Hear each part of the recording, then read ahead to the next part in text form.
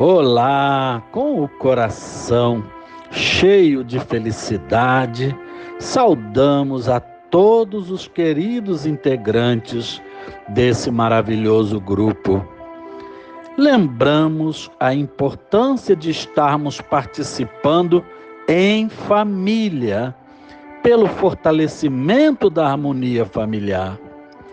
Vamos relaxar e colocar nossas águas sobre a mesa e tentar aproveitar da melhor maneira possível esses minutos numa ambiência de encontro com o Mestre Jesus e seus ensinamentos. Que a sua brandura e o seu carinho possam ser sentidos e absorvidos por nossos corações, deixando-nos envoltos nessa paz que há de perdurar, se Deus quiser.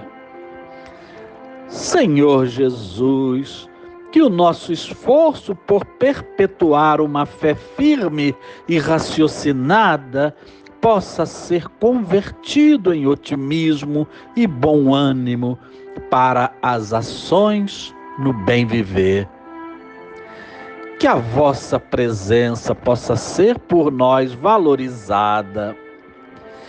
Permitai, Senhor, que humildemente iniciemos essa reunião com a convicção de que tudo que aqui for comentado esteja concorde com a vossa vontade, que assim seja. As páginas que iremos estudar estão no capítulo 18 do Evangelho, intitulado Não saiba a vossa mão esquerda o que dê a vossa mão direita.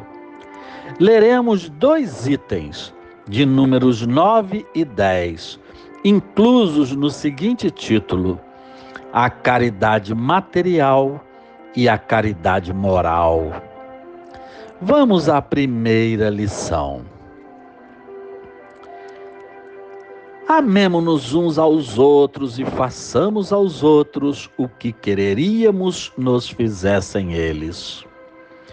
Toda a religião e toda a moral se acham encerradas nesses 2 preceitos.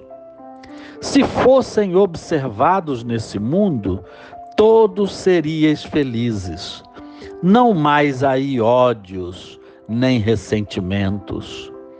E direi ainda, não mais pobreza, porquanto do supérfluo da mesa do rico, muitos pobres se alimentariam, e não mais veríeis, nos quarteirões sombrios, pobres mulheres arrastando consigo miseráveis crianças. Dai, para que Deus um dia vos retribua o bem que houverdes feito, para que tenhais, ao sairdes do vosso invólucro terreno, um cortejo de espíritos agradecidos a receber-vos no limiar de um mundo mais ditoso. Sabeis que ao repelir um desgraçado, estareis, quiçá, afastando de vós um irmão, um pai, um amigo de outrora. Se assim for, que desespero sentireis ao reconhecê-los no mundo dos espíritos?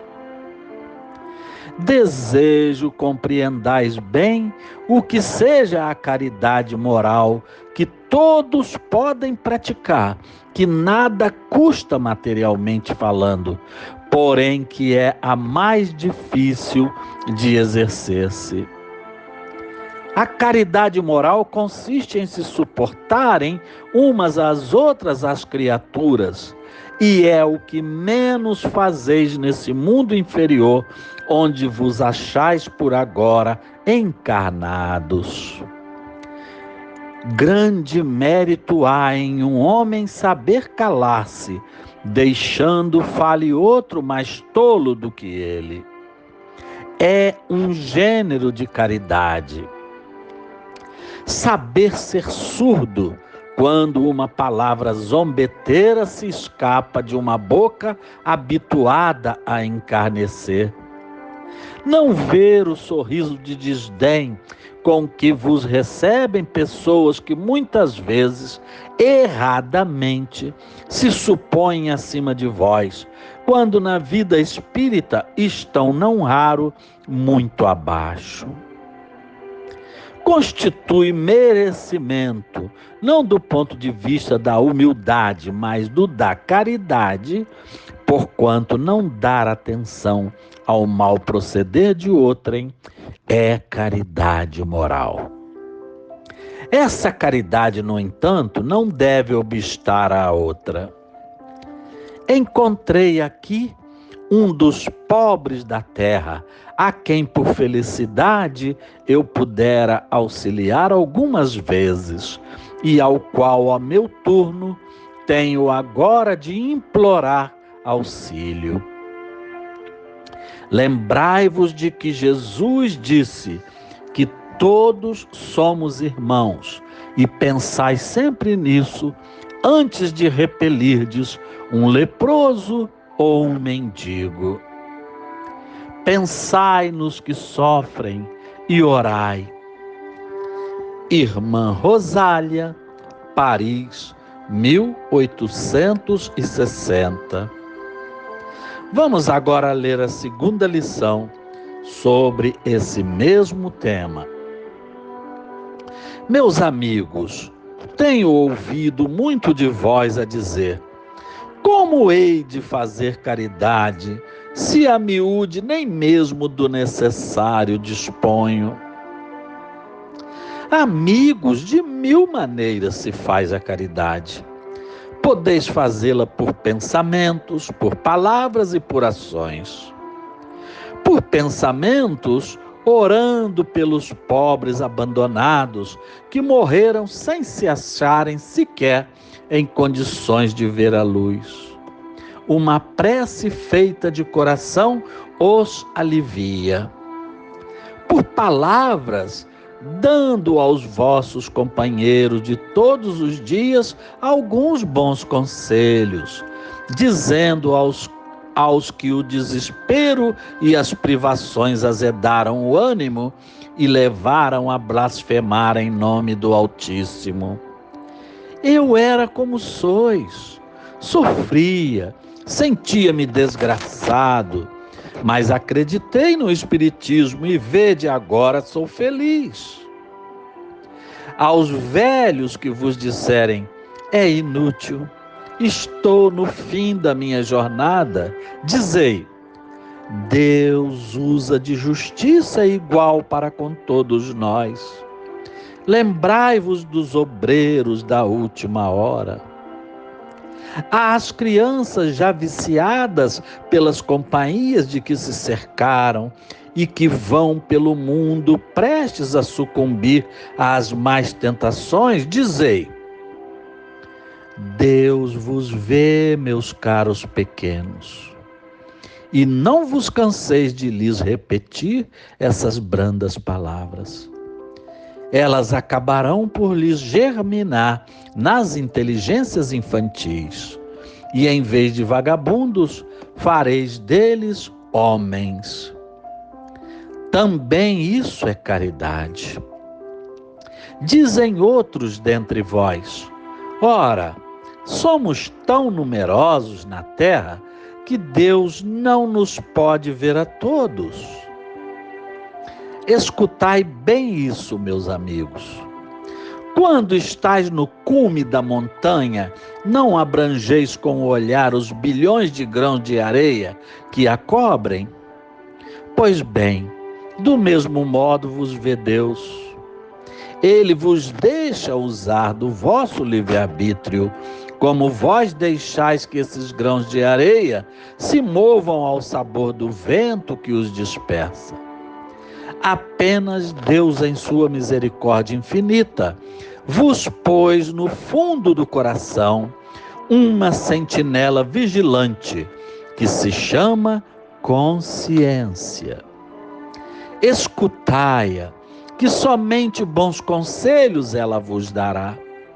Ouvi-a, interrogai-a, e com frequência vos achareis consolados com o conselho que dela houverdes recebido. Eu vos dou essa máxima do Cristo: amai-vos uns aos outros. Observai esse preceito. Reuni-vos todos sobre essa bandeira e tereis ventura e consolação. Um espírito amigo, Lyon, 1860. Após a leitura dessas duas mensagens, passemos ao nosso humilde comentário.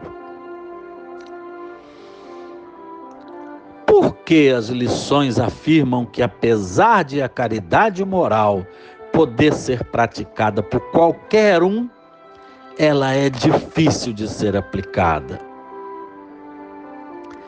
Porque para se praticar a caridade moral pura e autêntica, torna-se necessário o abandono total do orgulho, da vaidade e da soberba, para que nenhum tipo de preferência seja utilizado contra alguém. E, infelizmente, os estereótipos material e intelectual ainda impressionam sobremaneira os nossos sentidos no atual estágio espiritual. Dificilmente todos são olhados com a mesma compaixão e respeito, sem rótulos ou discriminações. Quantos hoje têm paciência para dialogar com um ser maltrapilho ou com limitações de raciocínio, compreendendo que ele necessita de atenção e amor mais que quaisquer outros? Mas ainda são as barreiras morais que nos assolam. Raça, classe social, aparência física, etc. No entanto, temos um quadro maravilhoso que pode nos motivar e dinamizar o nosso convencimento de que só alcançaremos a perfeição depois que conseguirmos respeitar indistintamente a todos. Vejam que exemplo. Jesus buscou boa parte do seu contingente apostolar no meio dos pescadores, normalmente profissionais com roupas rotas que cheiram a peixe. A maioria deles não era culto, nem delicado. Homens broncos, pobres e com limitações de interpretação das palavras do Mestre. Mas nem por isso Jesus desistiu deles. Com a prática da sua infindável paciência, foi lapidando aos poucos as pedras brutas que eram os discípulos, transformando-os em legítimos embaixadores do amor e fundadores da cristandade. Nenhum exemplo é mais cristalino que esse para nos convencer de que, respeitando e dedicando amor fraterno, atenção e orientação, qualquer um evolui, não importando quão limitado ou incompetente transpareça num primeiro olhar. E nós, já estamos livres de limitações e da ignorância? E quantos de nós ainda somos mastodontes, mas não nos enxergamos tal qual somos, exatamente pela nossa parca visão moral? Falando francamente, vamos acertar que Deus não nos outorga a autoridade para criticar jocosamente a quem quer que seja. Até porque nenhum de nós é suficientemente perfeito para se achar no direito de humilhar alguém. E Jesus, que tudo podia, não o fez. Então, meus irmãos e irmãs, se queremos francamente evoluir espiritualmente, comecemos por nos esforçar herculeamente em aceitar a todos como são, com virtudes e com defeitos, pois só há este caminho para que a virtuosa fraternidade impere entre nós, beneficiando-nos a todos. Além disso, aqueles mais desfavorecidos, fraquejados e humilhados, quando são respeitosamente tratados e ajudados, criam um senso de gratidão que contribui para o bem-estar do seu benfeitor. Eles rezam e pedem a Deus pelo seu caridoso amigo.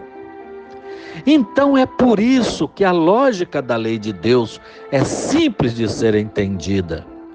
Quanto mais bem se faz a outrem, mais se recebe. Não porque seremos premiados pela caridade que eventualmente pratiquemos, mas por causa das vibrações de gratidão emitidas pelos atendidos. Se toda a religião e toda a moral se acham encerradas no amor a Deus e ao próximo, elejamos esses preceitos como prioritários em nossas vidas. Que os exemplos de amor e caridade do Cristo revivam integralmente em nossas almas. Muita paz. Vamos agora implorar a Jesus que fluidifique as águas. Estendamos as nossas mãos na direção delas. Ó amado Cristo, diante da vossa grandeza, não nos sentimos capazes de energizar adequadamente as nossas almas somente com as nossas vibrações. Mas queremos ter o prazer de participar dessa verdadeira ceia divina, na qual os vossos positivos influxos serão absorvidos pelas nossas águas, pelo nosso ambiente e pelos nossos próprios espíritos. Obrigado, excelso amigo. Águas fluidificadas e energizadas em vosso santo nome, que assim seja. Chegamos assim ao final da nossa singela reunião de hoje. Queremos de coração agradecer a troca de vibrações positivas entre as famílias que esses encontros têm nos proporcionado. Que esses instantes de humildes reflexões cristãs estejam provocando um despertamento consciencial que esteja contribuindo positivamente para as nossas lutas em favor de uma sociedade mais justa e crente na divindade. Que Jesus nos inspire e oriente sempre ao bem. Que os nossos anjos guardiães tenham seus acessos a nós facilitados e ampliados, para que possamos usufruir das suas melhores inspirações. E que as bênçãos dos céus recaiam sobre todos nós, agora e sempre. Ó Cristo Jesus, imploramos a vossa permissão para que possamos encerrar essa reunião. Que assim seja. Desfaz-se nesse momento a nossa corrente de amor fraterno. A caridade é a ratificação do aprendizado do amor ao próximo. Até o nosso próximo encontro com Jesus.